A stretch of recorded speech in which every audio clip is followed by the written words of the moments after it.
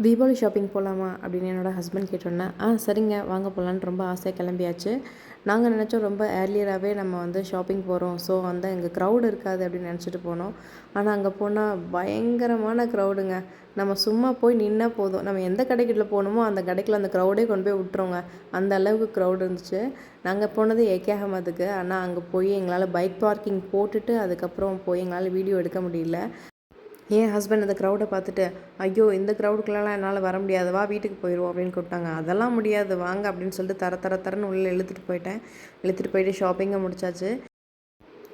முடிச்சாச்சு. நெக்ஸ்ட்டு என்ன, இந்த ஸ்பாட்டுக்கு வந்தோடனே எங்களுக்கு டக்குன்னு சடனாக ஞாபகத்துக்கு வருது இந்த ஃபேமஸ் ஜிகர்தண்டா கடை தாங்க.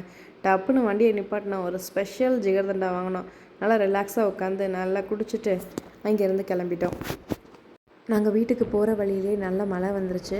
மழை வந்தோன்னா என் ஹஸ்பண்ட் சொன்னாங்க, நல்லா சூடாக ஒரு பாப்கார்ன் சிக்கன் சாப்பிட்டா நல்லாயிருக்கும் அப்படின்னு சொல்லிட்டு கேஎஃப்சியில் வண்டியை நிப்பாட்டிட்டோம். சரி வாங்க போகலாம் அப்படின்னு சொல்லிட்டு நானும் என்னோடய ஹஸ்பண்டும் போய் ஒரு கேஎஃப்சியில் ஒரு பாப்கார்ன் லார்ஜ் சிக்கன் வாங்கி 2 பேரும் ஷேர் பண்ணி சாப்பிட்டுட்டு அங்கேருந்து கிளம்பிட்டோம்.